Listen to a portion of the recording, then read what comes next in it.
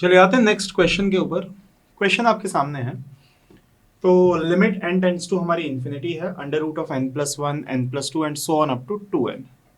तो rth term लिखने के लिए सबसे पहले मैं क्या करूंगा, पहले मैं r की वैल्यू पहचानूंगा। लिमिट तो चलिए ठीक है, n टेंड्स टू इन्फिनिटी है। अंडर रूट ऑफ पहला टर्म मेरे पास क्या है, n+1। देन मेरे पास क्या है, n+2। अगर आप चाहें तो लिख सकते हैं अगला टर्म क्या होगा, n+3 होगा। पर ऐसे ही चलते चलते चलते कहां तक जा रहा है, प्रीवियस क्वेश्चन में भी इसी तरीके से हम ब्रेक कर रहे थे, n+n तक जाएगा। देखिए n तो सभी में है ही, वेरिएबल क्या है साथ में, प्लस में 1 है, 2 है, 3 है, 4 है, कहां तक जा रहा है, n तक। तो ये तो हमने r की वैल्यू पहचानी। पर अपॉन में क्या है, अपॉन में ये n अंडर रूट n है, तो मैंने इसको क्या कर दिया, अपॉन में एज इट इज, फिलहाल के लिए तो एज इट इज लिख दिया, n under root of n।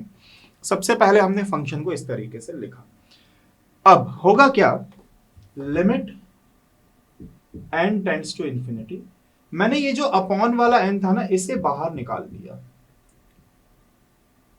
अब बाकी जो है under root of n+1 plus under root of n+2 plus so on up to under root of n+n।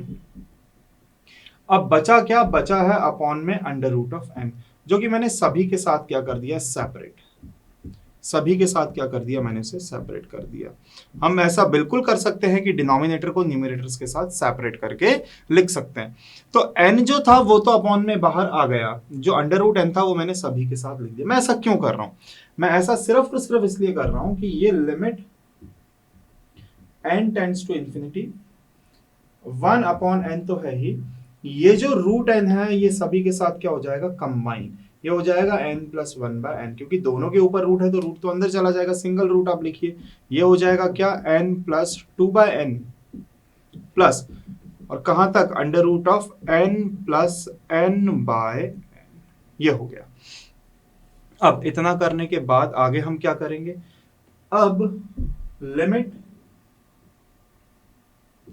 n tends to infinity, 1/n तो है ही, under root of, अगर मैं separate कर दूं, फिर से डिनोमिनेटर को दोनों न्यूमरेटर्स के साथ सेपरेट करूं, तो आप कहेंगे सर एक तो n/n हो जाएगा, अगला 1/n हो जाएगा।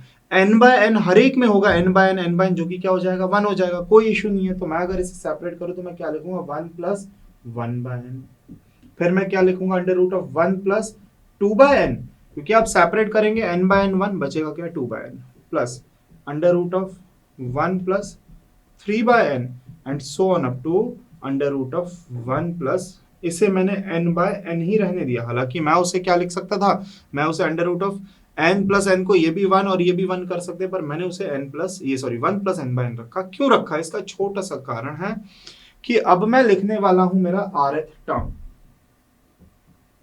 rth टर्म हम लिखने वाले हैं, तो आप कहेंगे सर rth टर्म जो होगा वो सबसे पहले तो आएगा समेशन, फंक्शन है अंडर रूट ऑफ 1+r/n, और एक मेरे पास 1/n भी है, ये जो 1/n चल रहा है ना, इसको भी आप साथ में लगा दीजिए, 1/n है। 1/n है मेरे पास, under root of 1+1/n 2/n 3/n 4/n 5/n कहां तक चला गया, r/n जनरल टर्म हो गया, rth टर्म। और r की वैल्यू की स्टार्टिंग कहां से हो रही है, आप कहेंगे जैसे स्टार्टिंग 1 से हो रही है, तो मैं कहूंगा जा कहां तक रहा है, तो जा रहा है n तक। r की वैल्यू की स्टार्टिंग 1 से जा कहां तक रहा है, n तक। तो ये मेरा rth टर्म निकल के आया, जिसमें अब हमें क्या करने हैं, चेंजेस करने हैं। सबसे पहले मैं लिमिट कैलकुलेट कर लेता हूं। तो सबसे पहले जब आप लोअर लिमिट निकालेंगे, तो लोअर लिमिट के लिए मेरे पास r/n की ही वैल्यू निकालनी है। r में क्या रखूंगा, 1 लोअर के लिए, n क्या रखेंगे, इन्फिनिटी, तो लोअर लिमिट 0। और अपर लिमिट, जब आप अपर लिमिट कैलकुलेट करेंगे तो r/n ही निकालेंगे। r कहां तक जा चुका है, n तक, तो टेंड्स टू इंफिनिटी है। ऐसा नहीं कि आप सोचे कि सर ये तो इंफिनिटी बाय इंफिनिटी हो गया, नहीं, इंफिनिटी नहीं, वो टेंड्स टू इंफिनिटी है, इसीलिए कट कर क्या हो जाएगा, 1 हो जाएगा।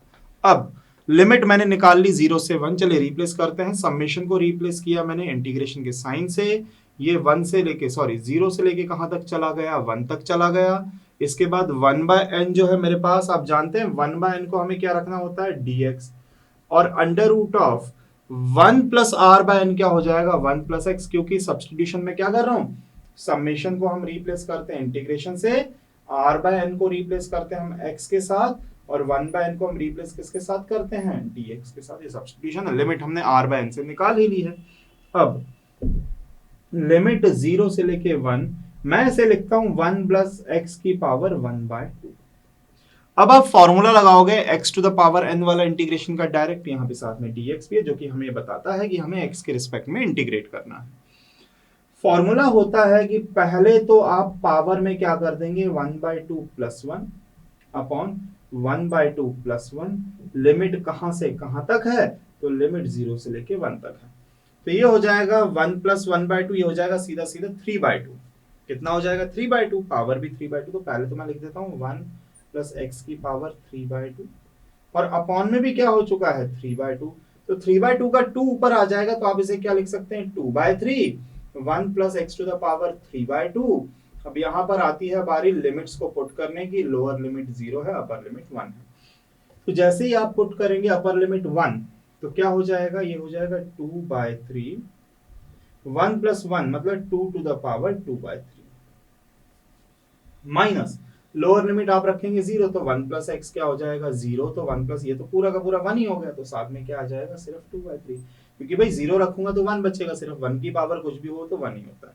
आप चाहें तो 2/3 कॉमन ले सकते हैं, नहीं तो इतना भी लिखेंगे तो ये आपके क्वेश्चन का एकदम सही आंसर है। बहुत ही ध्यान से समझने वाला सवाल है कि आपको कैसे करना है, एक n को सेपरेट, बचा हुआ n रूट के अंदर चला जाएगा, जिसे सेपरेट सेपरेट सेपरेट करने पर मेरे पास 1/n 2/n 3/n बचेगा, जिसमें मैं r/n लिखूंगा वेरिएबल के फॉर्म में। r की लिमिट 1 से लेके कहां तक जा रही है, n तक जा रही है। अब समेशन को आप इंटीग्रल से लिमिट r/n से आप निकाल ही लोगे, और 1/n को dx और r/n को x रखेंगे, फिर आप इंटीग्रेशन का x to the power n का फॉर्मूला लगाएंगे। फॉर्मूला आप जानते ही हैं, x to the power n का जो इंटीग्रेशन होता है ये होता है x to the power n plus 1 upon n plus 1। ये हमने फॉर्मूला अप्लाई किया और बहुत ही आसानी से लिमिट्स पुट करके हमारा आंसर निकल के आ जाएगा। चलिए आते हैं नेक्स्ट क्वेश्चन के ऊपर। क्वेश्चन आपके सामने, limit n tends to infinity 1 square upon 1 cube plus n cube, 2 square upon 2 cube plus n cube and so on up to n square upon n cube plus n cube. हालांकि same question एक और तरीके से पूछा जा चुका है, limit n tends to infinity, इसे लिखा हुआ था 1/1 plus n cube plus then 4/8 plus n cube. मैं क्या कर रहा हूं कि ये जो वैल्यूज हैं 9/27 प्लस n क्यूब, मतलब यहां पर स्क्वायर या क्यूब की फॉर्म में ना लिख के सीधा सीधा वैल्यू लिख के भी पूछी जा चुकी हैं, और ये हो जाएगा सीधा सीधा 1/2 ऑफ n, क्योंकि अगर आप सॉल्व करेंगे तो n square upon 2n cube, ये लास्ट टर्म जो है वो क्या हो जाएगा मेरे पास n square upon twice of n cube हो जाएगा, स्क्वायर से कटेगा तो ये 1/2n बचेगा। तो अगर आपको क्वेश्चन इस फॉर्म में दिया गया, ये जो सेकंड वाला टाइप है, अगर इस वाले में सपोज ये फर्स्ट क्वेश्चन है, सेकंड क्वेश्चन है, अगर आपको क्वेश्चन नंबर 2 एग्जाम में आता है तो पहले आपको क्वेश्चन नंबर 1 के फॉर्म में लिखना ही पड़ेगा, एक स्टेप आपको एक्स्ट्रा करना पड़ेगा, तभी तो आप पहचान पाओगे कि r क्या है और वैल्यू लिमिट की जो है वो कहां से कहां तक जा रही है। अगर ये 2n तक लिखा हुआ तो आप इसमें पहचान ही नहीं पाओगे कि r की वैल्यू कहां से कहां तक जा रही है। तो पहले आपको ये ऊपर वाला स्टेप लिखना पड़ेगा अगर क्वेश्चन नंबर 2 आता है आपके एग्जाम में तो, और अगर क्वेश्चन नंबर 1 आता है तो बहुत अच्छी बात है, डायरेक्ट आप जनरल टर्म जो है हमारा rth टर्म लिख सकते हैं। अब आप देखिए, आप कहेंगे सर rth टर्म क्या हो जाएगा, तो rth टर्म जो है वो मेरा हो जाएगा limit n tends to infinity. अब देखिए वेरिएबल क्या है, तो आप कहेंगे सर न्यूमरेटर में भी वेरिएबल है, डिनोमिनेटर में भी वेरिएबल है, यहां पर ऊपर 1 स्क्वायर 2 स्क्वायर 3 स्क्वायर, नीचे 1 क्यूब 2 क्यूब 3 क्यूब, मतलब r मेरे पास दो बार आएगा, एक तो न्यूमरेटर में आएगा r का स्क्वायर और डिनोमिनेटर में क्या आएगा r का क्यूब, और साथ में क्या चल रहा है, साथ में n क्यूब तो हर जगह है ही। तो ये मेरा जनरल टर्म बना, और क्या लगाना पड़ेगा आपको, ये तो चलिए ठीक है मैंने लिमिट लगा दिया यहां पर हमें करना क्या था, जनरल टर्म ये नहीं होगा, जनरल टर्म क्या लिखा जाएगा, जनरल टर्म लिखा जाएगा summation r is equal to, r की स्टार्टिंग कहां से हो रही है 1 से, जा कहां तक रहा है n तक, अब टर्म क्या होगा r square upon r cube plus n cube, ये हमारा जनरल टर्म होगा, क्योंकि जनरल टर्म में लिमिट नहीं लिखते हैं हम, जनरल टर्म में लिमिट की जगह हम क्या लिखते हैं समेशन, तो ये हमारा जनरल टर्म बना। बहुत ध्यान से आप समझिए बात को कि जो वेरिएबल हैं वो न्यूमरेटर में स्क्वायर्स की फॉर्म में है, डिनोमिनेटर में क्यूब्स की फॉर्म में है, और साथ में सबके साथ क्या है, एन क्यूब है। अब इतना करने के बाद आपको क्या करना पड़ेगा, आपको यहां पर इसे चेंज करना पड़ेगा कुछ ऐसे फॉर्मेट में ताकि आपको क्या मिल जाए, 1/n मिल जाए। अब क्या किया जाए, अब इसमें आप कुछ नहीं करेंगे, आप इसमें न्यूमरेटर में एन स्क्वायर से मल्टीप्लाई डिवाइड कीजिए, डिनोमिनेटर में एन क्यूब से मल्टीप्लाई डिवाइड कीजिए। क्यों मैं ऐसा कह रहा हूं, देखो आप बात को समझो कि अगर मैंने लिखा यहां पर न्यूमरेटर में एन स्क्वायर से मल्टीप्लाई, एन स्क्वायर से डिवाइड किया, साथ में मेरे पास क्या है, आर स्क्वायर, और डिनोमिनेटर में अगर मैंने एन क्यूब से मल्टीप्लाई और एन क्यूब से डिवाइड किया, साथ में क्या है, r cube plus n cube, इतना है समेशन। लिमिट कहां से कहां तक, r इज इक्वल टू 1 से लेकर n तक, इतना हो गया। आप कहेंगे कि सर ऐसा क्यों करना है, ऐसा इसलिए करना है कि ये n स्क्वायर बाहर वाला तो ठीक है, is equal to summation r is equal to 1 to n है। ये जो ऊपर वाला न्यूमरेटर में जो n स्क्वायर है वो तो ठीक है, पर ये हो जाएगा r square by n square, इतना, क्योंकि हमें r बाय n तो चाहिए ही।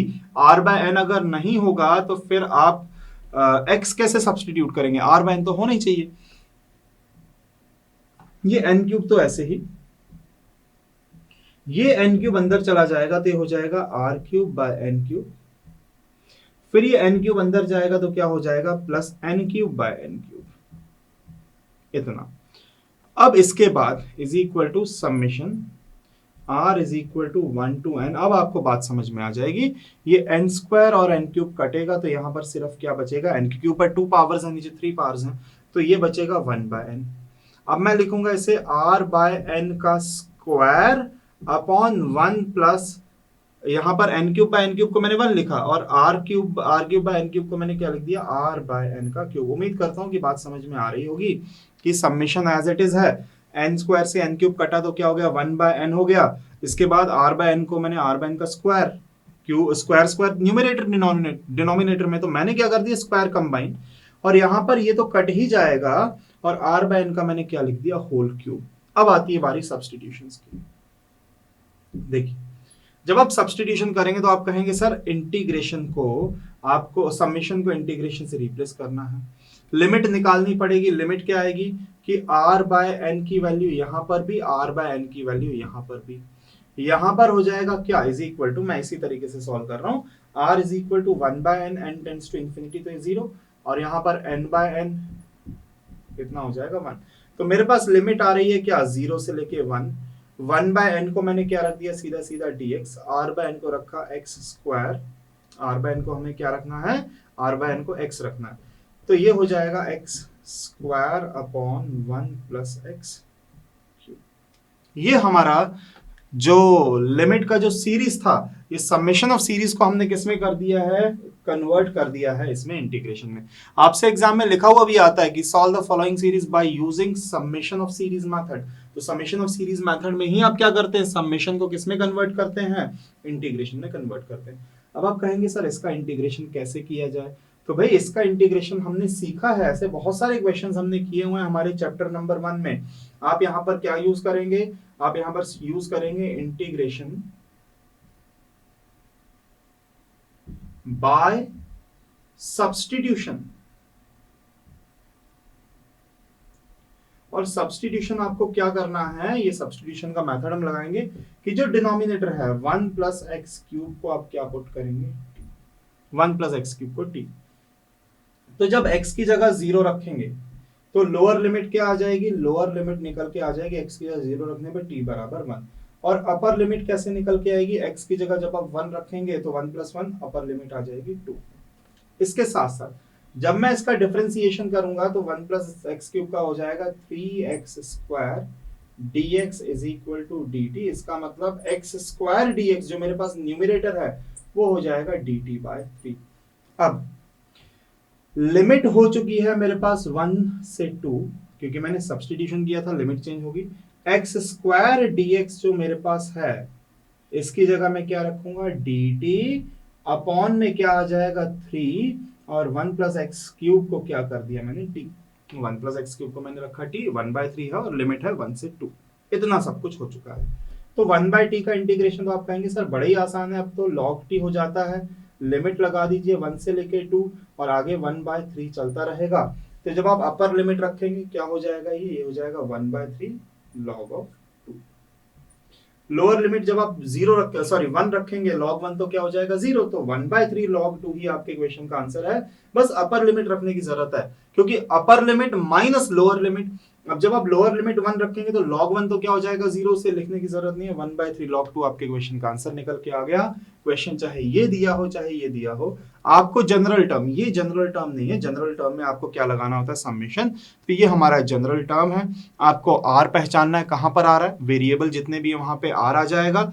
लोअर लिमिट पहचाननी है कहां से कहां तक जा रही है, अपर लिमिट पहचाननी है, आर की वैल्यूज, फिर आप सब्सटीट्यूशन कर देंगे, इंटीग्रेशन इन ये समेशन को इंटीग्रेशन से 1/x को dx से r/n को x से, लिमिट आप पहचानेंगे कहां से कहां तक है, फिर फर्दर सब्सटीट्यूशन करना पड़ गया क्योंकि ये इंटीग्रेशन बाय सब्सटीट्यूशन मेथड से सॉल्व होगा। आप लिमिट फिर से सब्सटीट्यूशन के अकॉर्डिंग चेंज करेंगे तो आपका फाइनल आंसर निकल के आ जाएगा।